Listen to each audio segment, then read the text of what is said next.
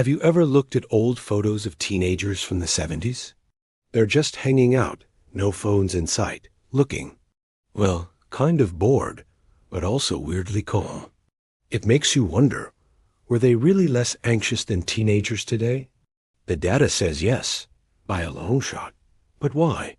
What was so different about their world that made them more resilient to the anxieties that plague Gen Z? Let's dive into the psychology behind it. First, let's talk about the world they lived in. The 1970s weren't perfect, not by a long shot. There was economic uncertainty. The Cold War was still very much a thing, and social change was happening at a rapid pace. But the key difference was the asterisk scale asterisk of their world. A teenager's social universe was their school, their neighborhood, and maybe a few friends in the next town over. News came from the evening broadcast or the morning paper. Problems felt local, and for the most part, manageable. Today, a teenager's world is the entire planet, streamed directly into their pocket 24/7.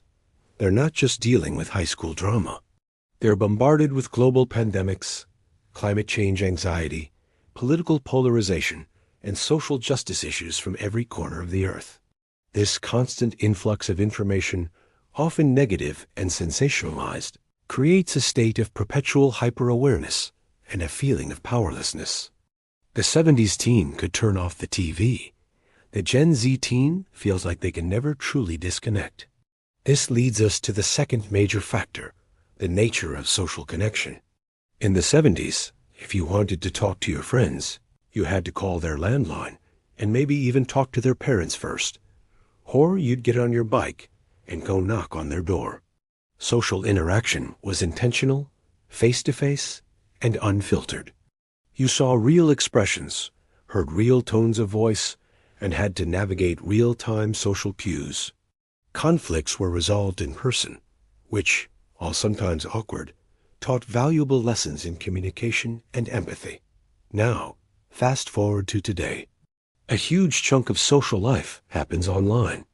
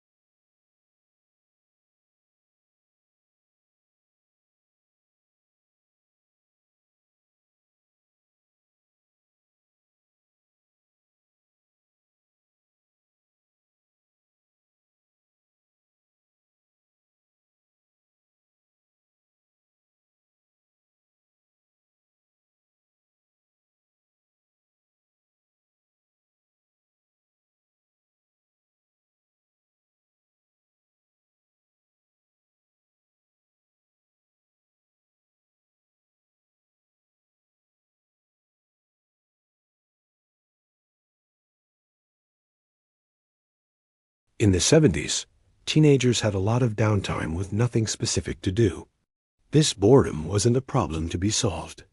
It was just a state of being. And in those moments of boredom, creativity flourishes. They'd daydream, pick up a guitar, write in a journal, or just stare at the ceiling and think. This is where self-reflection happens. It's how you get to know yourself, your thoughts, and your feelings without external distractions. Gen Z, on the other hand, lives in an entertainment-saturated world. Boredom has become an enemy to be vanquished at all costs. The second a moment of quiet appears, the phone comes out.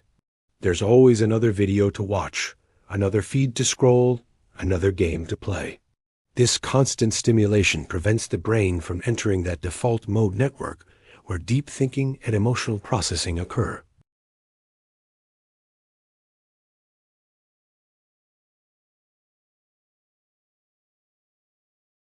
Another crucial aspect is the shift in parenting styles and the perception of risk. While parents in the 70s certainly cared about their kids, there was a general attitude of benign neglect.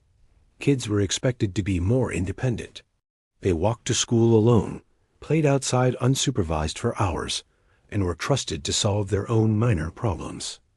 Making a mistake wasn't seen as a catastrophe. It was a learning experience.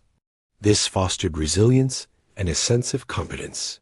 They learned from an early age that they could handle challenges on their own.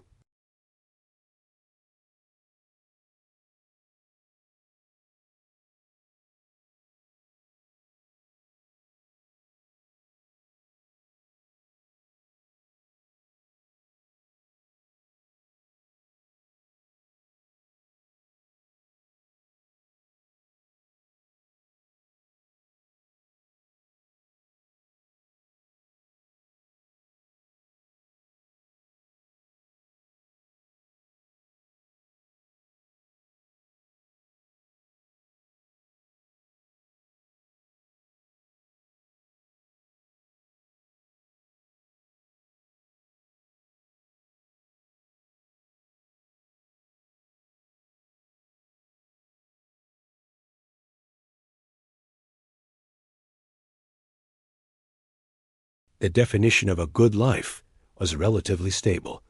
A steady job, a family, a house. While not everyone achieved this, the blueprint was clearer. For Gen Z, the future is a landscape of infinite choice and profound uncertainty. The job market is rapidly changing due to automation and the gig economy. And the right career path is immense, because a wrong step feels like it could have lifelong financial consequences.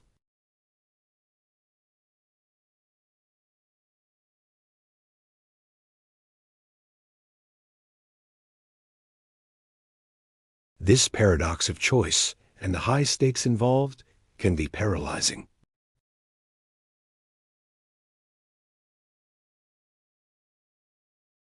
Not at all. Understanding these psychological shifts is the first step toward building better coping mechanisms.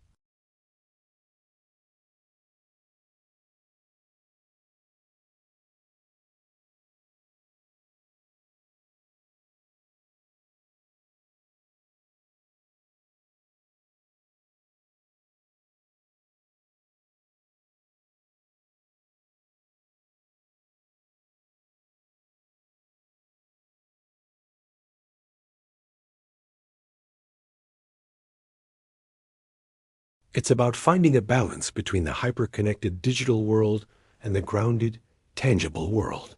It's about building the internal psychological resources that 70s teens developed more naturally, simply by virtue of the world they lived in.